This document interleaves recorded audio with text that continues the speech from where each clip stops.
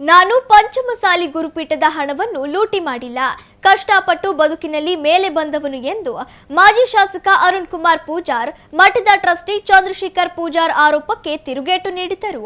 ಪಂಚಮಸಾಲಿ ಗುರುಪೀಠದಲ್ಲಿ ಸುದ್ದಿಗೋಷ್ಠಿಯಲ್ಲಿ ಮಾತನಾಡಿದ ಅವರು, ಟ್ರಸ್ಟಿ ಚಂದ್ರಶೇಖರ್ ಪೂಜಾರ್ ಮಾಡಿರುವ ಆರೋಪಗಳು ಸತ್ಯಕ್ಕೆ ದೂರವಾಗಿದ್ದು, ಅವರು ಪೀಠದ ಹಣ ದುರುಪಯೋಗ ಮಾಡಿಲ್ಲ ಎನ್ನುವುದಾದರೆ ಕೊಟ್ಟೂರೇಶ್ವರ ಅಥವಾ ಮಹಾಂತ ಶ್ರೀಗಳ ಗದ್ದುಗೆಗೆ ಬಂದು ಪ್ರಮಾಣ ಮಾಡಲಿ ಎಂದು ಸವಾಲು ಹಾಕಿದರು. ಈಗಾಗಲೇ ಹಲವು ಬಾರಿ ಚಂದ್ರಶೇಖರ್ ಪೂಜಾರ್ಗೆ ಆಹ್ವಾನ ನೀಡಿದ್ದರು, ಅವರು ಬಂದಿಲ್ಲ, ಏಕೆಂದರೆ ಅವರು ಅಪ್ರಾಮಾಣಿಕರಾಗಿದ್ದಾರೆ. ಬಡ ಪಂಚಮಸಾಲಿ ಸಮುದಾಯದ ಹಣವನ್ನು ಲೂಟಿ ಮಾಡಿದ್ದಾನೆ. ಕಳೆದ 3 ಹರಜಾತ್ರೆಗಳಿಗೆ ಸಚಿವರು ನೀಡಿರುವ ದೇಣಿಗೆಗಳಿಗೆ ಇವರು ರಶೀದಿಯನ್ನು ನೀಡಿಲ್ಲ. ಅಷ್ಟೇ ಅಲ್ಲದೆ ದಾವಣಗೆರೆಯ ಪ್ರತಿಷ್ಠಿತ J H Patel academy, BIT road near Hemavathi hostel, Davangere admission open now. ಮಠದ ಆವರಣದಲ್ಲಿ ಕಾಂಪೌಂಡ್ ನಿರ್ಮಾಣಕ್ಕೆ ಸರ್ಕಾರದಿಂದ 10 ಕೋಟಿ ಅನುದಾನ ಪಡೆಯಲು ಎನ್ಒಸಿಗಾಗಿ ಹನಗವಾಡಿ ಗ್ರಾಮ ಪಂಚಾಯಿತಿಯ ಪಿಡಿಒ ಸಹಿ ಮತ್ತು ಸೀಲನ್ನು ಫೋರ್ಜರಿ ಮಾಡಿ ಹಣ ದುರುಪಯೋಗ ಮಾಡಿದ್ದಾರೆಂದು ಆರೋಪಿಸಿದರು. ಪಕ್ಕಕ್ಕೆ ನಮ್ಮ ಕಾಗಿನಲ್ಲಿ ಗುರುಪೀಠ ಇದೆ. ಸುಮಾರು 2 ತಿಂಗಳಿಂದ ನೋಡ್ತಾ ಇದ್ದೇವೆ ನಾವು. ಭಕ್ತರು 10 ರೂಪಾಯಿ ಕೊಟ್ಟರು ರೆಸಿಪ್ಟ್ ಇಸ್ಕೊಂಡು ಆ ಪ್ರಾಮಾಣಿಕತೆ ಮರೆದಿದ್ದಾರೆ. ಇದು ರೀ ಸ್ಪಷ್ಟತೆ, ನಿಯತ್ತು. ಇವ್ರಿಗೆ ಎಲ್ಲಿದೆ ರೀ ರಸೀದಿ ಇದೆ ಅಂತ ಕೇಳ್ತೀಯಲ್ಲ? ಎಷ್ಟು ಜನಕ್ಕೆ ರಸೀದಿ ಕೊಟ್ಟಿಯಪ್ಪ? ಎಷ್ಟು ಜನಕ್ಕೆ ರಸೀದಿ ಕೊಟ್ಟಿರಿ ನೀವು ದುಡ್ಡು ಇಸ್ಕೊಂಡು? ಹಾಂ, ಯಾರಿಗೆ ರೆಸಿಪ್ಟ್ ಇಲ್ಲ, ಎಲ್ಲ ಉಂಡ ಗುತ್ತಿಗೆ. ಈಗ ಲೆಕ್ಕ ಕೊಡ್ರಿ ಅಂತೀರಾ? ರೆಸಿಪ್ಟ್ ಎಲ್ಲ ಐತೆ ಅಂತೀರಾ? ಆಯ್ತು ಬಿಡು, ನಾನು ಕೊಟ್ಟಿರೋದಕ್ಕೆ ರೆಸಿಪ್ಟ್ ಇಲ್ಲ, ಆಯ್ತು ನಿನ್ನಂತಾನೆ ಬರ್ತೇನೆ. ನೀನು ಕೊಟ್ಟಿರೋಕ್ಕೆ ನನ್ನ ಹತ್ರ ನನಗೇನು ಸಾಕ್ಷಿ ಹೇಳಿಯಲ್ಲ? ಏನೋ ಪತ್ರ ತೋರಿಸಿದಂತೆ ನಾವು ಹತ್ರ ಯಾರು ಡಾಕ್ಯುಮೆಂಟ್ಸ್ ಇಟ್ಕೊಂಡು ನಾವು ಮಾತಾಡೋಲ್ಲ. ಯಾಕಂದ್ರೆ ನಾವು ಕಳ್ತನ ಮಾಡಲ್ಲ, ಸುಳ್ತನ ಇಲ್ಲ, ನಾವು ಪ್ರಾಮಾಣಿಕ ಅದಾವೆ, ಶ್ರದ್ಧೆಯಿಂದ ಇದ್ದಾವೆ. ನಮ್ಮ ಹತ್ರ ಯಾವ ಎವಿಡೆನ್ಸ್, ಈ ಕಳ್ರ ಅದನ್ನ ಎಲ್ಲ ಎವಿಡೆನ್ಸ್ ಇಟ್ಕೊಳೋದು, ಸಾಕ್ಷಿ ಇಟ್ಕೊಂಡು ಮಾತಾಡೋದು. ಅವ್ರಿಗೆ ಚಾಲ್ ಇರ್ತೈತಿ, ಅದು ಋಣ ಇರ್ತೈತೆ. ನಮಗೆ ಅದ್ರ ಅವಶ್ಯಕತೆ ಇಲ್ಲ. ನಾವು ಯಾರಿಗೆ ಒಂದೇನೋ ನಮ್ಮ ಕೈಲಾದಷ್ಟು ಸಹಾಯ ಮಾಡಿವಿ ಅಂದರೆ ನಮ್ಮ ಈ ಕೈ ಕೊಟ್ಟದ್ದು ಎಡಗೈ ಗೊತ್ತಾಗ್ಬಾರ್ದು ಅನ್ನೋದು. ಅದಕ್ಕೆ ನಾವಂತರೂ ಇವತ್ತು ಅವನೇನು ನನ್ನ ವಿರುದ್ಧ ಮಾತನಾಡಿದಾನೆ, ಇವತ್ತಿದೆ ಪ್ರೆಸ್ ಮೀಟ್ ಲಾಸ್ಟ್.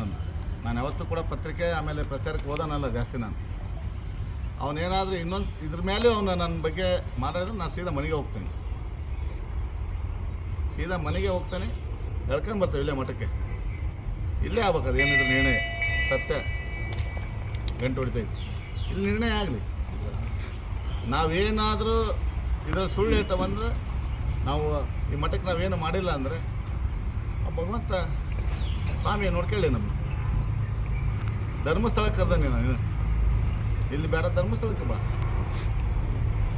ಮೊನ್ನೆ ಏನೋ ರಾಣೆಮನೆಗೆ ಹೇಳಿದ್ನಂತ ಒಂದು ದಿವಸ ಬಂದಾಗ, ನಾನು ಪ್ರಮಾಣ ಮಾಡೋಕ್ಕೆ ರೆಡಿ ಇದ್ದೇನೆ. ಬಾರಪ್ಪ, ಯಾರ್ದೋ ಇದ್ರಿಗೆ ಹೇಳಿದ್ರಲ್ಲ, ನಾನು ಕರ್ದಾನಲ್ಲ, ಬಾ.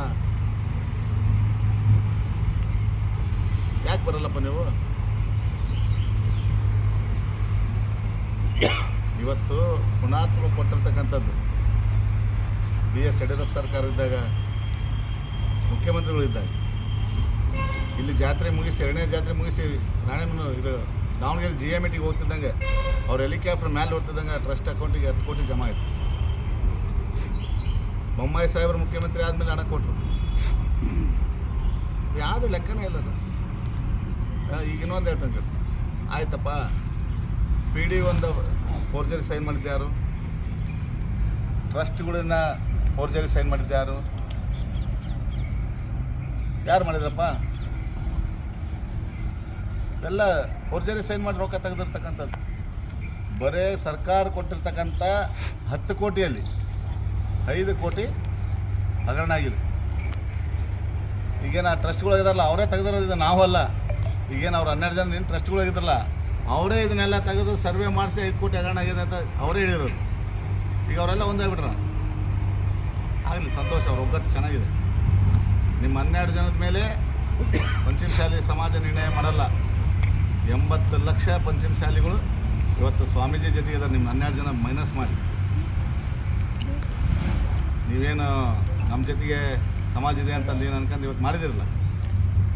ಈ ಪೊಲೀಸ್ ಸೆಕ್ಯೂರಿಟಿ ತಗೊಂಡ್ಬಂದು ನಿನ್ನ ಮೀಟಿಂಗ್ ಮಾಡಿರಲ್ಲ, ಬರ್ರಿ ಅದನ್ನೆಲ್ಲ ಬಿಟ್ಟು ನೀವು ಶ್ರದ್ಧೆ ಪ್ರಾಮಾಣಿಕತೆ ನೀವು ಮಾಡಿದ್ದೆಲ್ಲ ಕರೆಕ್ಟಾಗಿ ಇದ್ದರೆ ಸಾರ್ವಜನಿಕರು ಶಾಮೀನು ಹಾಕೋಣ, ಭಕ್ತರು ಸೇರ್ಸೋಣ. ಲೆಕ್ಕ ಕೊಡ್ರಿ.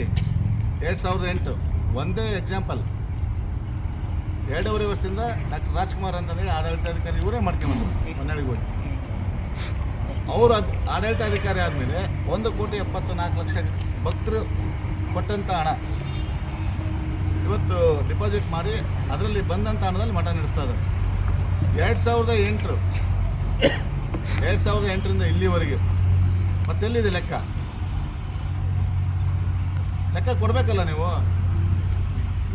ನಾವು ಲೆಕ್ಕ ಕೊಡ್ರಿ ಫಸ್ಟು. ಮುಂದಿನೇನು ಸ್ವಾಮೀಜಿ ವಿಚಾರ ಮಾತಾಡ್ತೀರಿ, ಫಸ್ಟ್ ನೀವು ಲೆಕ್ಕ ಕೊಡ್ರಿ. ಸ್ವಾಮೀಜಿಗಳು ಉಚ್ಚಾಟನೆ ಮಾಡೋಕ್ಕೆ ನೀವು ಯಾರು? ನಿಮಗೇನು ರೈಟ್ಸ್ ಇದೆ? ಬೈಲ ಏನು ಹೇಳ್ತೈತೆ ನೋಡಿರಾ? ನಿಮಗೆ ಅಧಿಕಾರನೇ ಇಲ್ಲ ಉಚ್ಚಾಟನೆ ಮಾಡೋಕ್ಕೆ. ಉಚ್ಚಾಟನೆ ಮಾಡೋಕ್ಕಂತ ಅಧಿಕಾರ ಇರೋದು ಭಕ್ತ ಸಮೂಹ. ನಿನ್ನೆ ಭಕ್ತ ಸಮೂಹ ರಾತ್ರಿ 3,500-4,000 ಜನ ಸೇರಿ ನಿಮ್ಮನ್ನೇ ಟ್ರಸ್ಟಿಗಳನ್ನೇ ಡಿಸಲ್ವ್ ಮಾಡಿದ್ದೀವಿ. ಟ್ರಸ್ಟಿಗಳನ್ನೇ ಡಿಸಲ್ವ್ ಮಾಡಿದ್ದೇವೆ ನಾವು. ನೀವು ನಮ್ಮ ಟ್ರಸ್ಟಿಗಳಲ್ಲ, ನಾವು ನಿರ್ಣಯ ಮಾಡಿದ್ದೇವೆ, ನಿನ್ನ ಸಮಾಜ ನಿರ್ಣಯ ಮಾಡಿದೆ.